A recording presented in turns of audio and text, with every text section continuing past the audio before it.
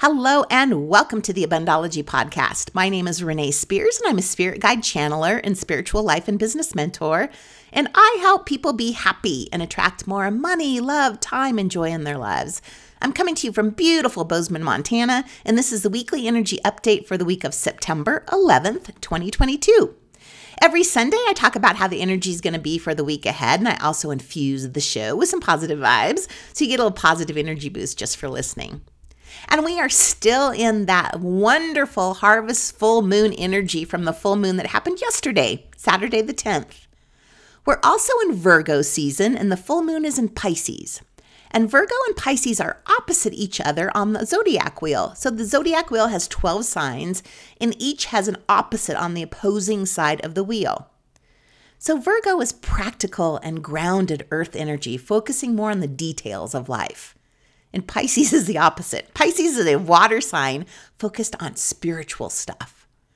So Virgos teach Pisces the importance of organizing life on a practical level. And Pisces teaches Virgo all about that is unseen and only felt on the spiritual level.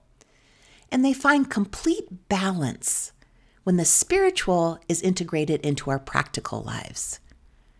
So Virgo season's the busy time of year, and so this full moon in Pisces is giving us the opportunity and the space to rest, balance. Striking a balance between work and relaxation is the theme for all of us right now. So Pisces is the compassionate and loving energy that connects us all.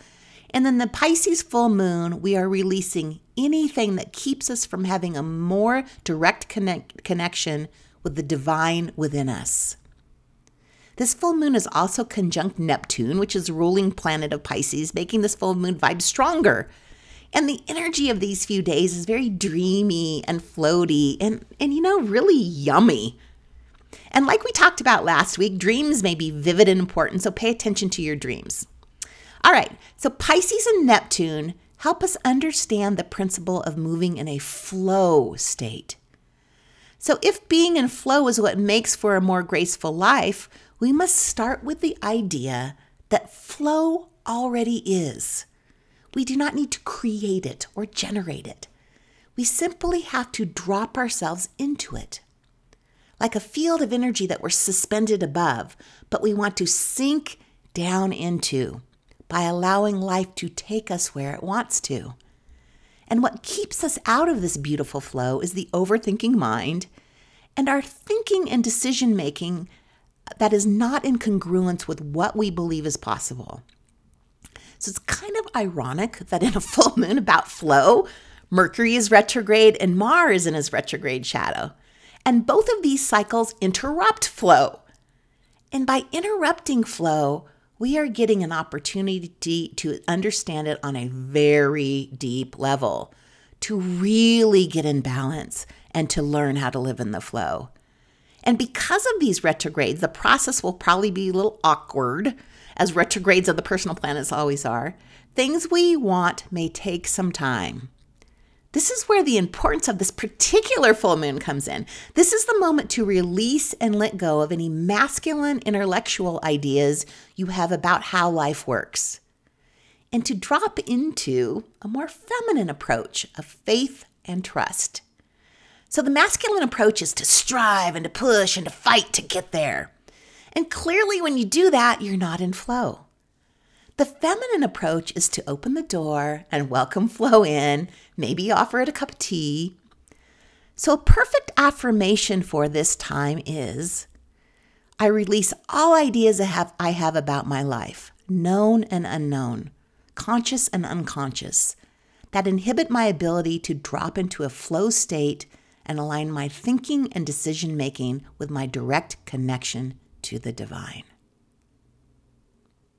And we're going to talk all about flow in my next Abundology class on creating your spiritual practice, which is on the 21st. I want to thank all of those of you who signed up for the 4-class series. And the first class was last week on how to attract money. And there's still time to sign up for the Creating Your Spiritual Practice class or all 4 classes. And you can do that on my website, Abundology.com. And it was good for the first class. Clearly, there are some things I get to learn from it and improve for next time. One of them being video quality, which is perfect learning for a Mercury retrograde. So in this full moon, focus on releasing anything that keeps you stuck in overmanaging the details of your life and lean into trusting the timing of things that are ultimately out of your control. Virgo helps all our moving parts keep held together and work efficiently. But unless we allow the universe to guide our journey, we suffer.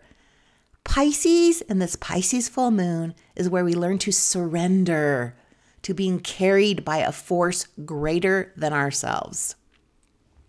All right, fall is definitely in the air. It was 34 yesterday when I walked Jasper in the morning.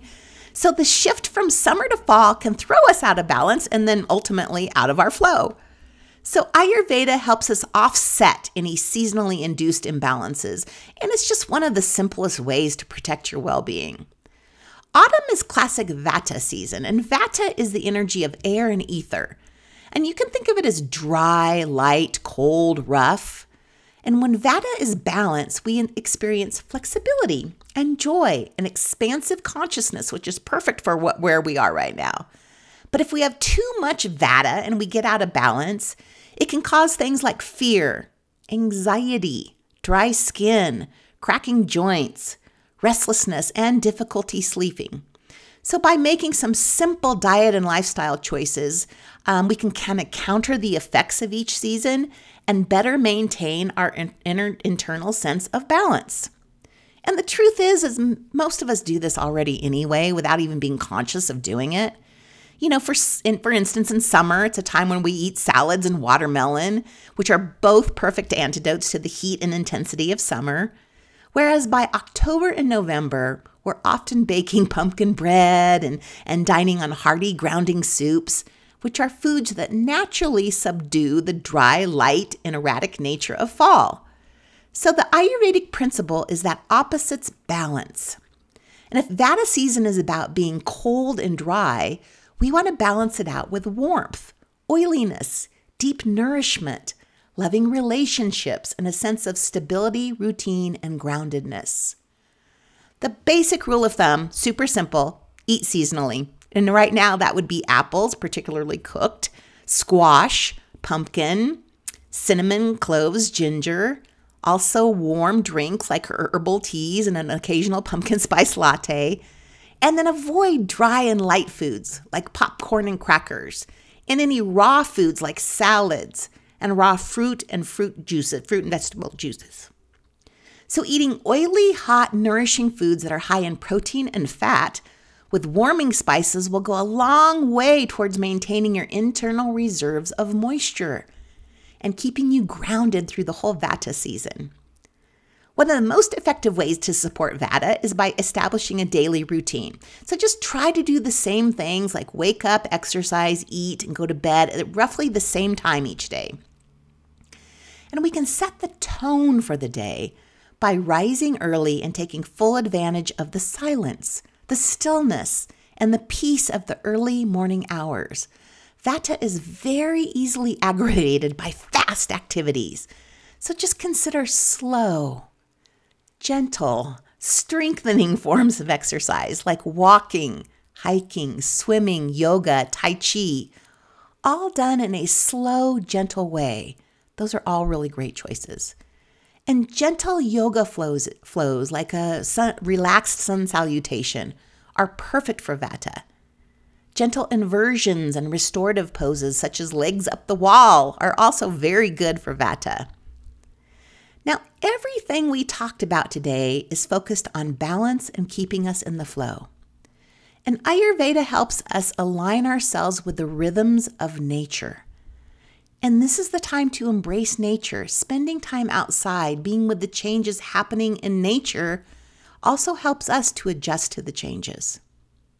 So to recap, this full moon is giving us an opportunity to rest and helps us find the balance between work and relaxation. And the retrogrades are helping us understand how to live in the flow on a very, very deep level and to trust the timing of things that ultimately are out of our control. So we can keep ourselves balanced by eating seasonally and enjoying a daily routine, and then just enjoy this dreamy, floaty energy. It's really, really nice. And that's it for the week. And it is finally time for my annual 50% off sale. My appointments, gift certificates, and packages are now 50% off. This is the time to stock up. And if you really want to save money, then a package is the way to go. You get the discount already of the package, and then you get 50% off. And if you can break down the packages into 30 or 60-minute sessions, well, 92 if you want, but hardly anybody does that. So if you use the 3-hour package for 30-minute sessions, the cost of each session is only $42. The 5-hour package breaks down to $35 for 30 minutes, and the 10-hour is $31 for 30 minutes. That is super duper cheap. And you can probably come for a session once a month for $31 for less than you'd spend on pumpkin spice lattes this week. So everything is on sale except my Montana Spiritual Retreats and the Abundology Academy. You don't need a code. Just you can go to my website, abundology.com, and schedule and purchase there. And I'll put a link in the show notes too. So one more thing to mention is I really make an effort to keep my schedule open. And that is impossible for me to do with the sale because I book up so quickly. So I appreciate your patience for the next few weeks when you can't get in for an immediate appointment. So enjoy the full moon energy. Have a fabulous week. It's all so good and such good learning, and obviously everything is perfectly timed. So thank you for listening, subscribing, and sharing this podcast with a friend you think may find value in it. And I will talk to you again next week.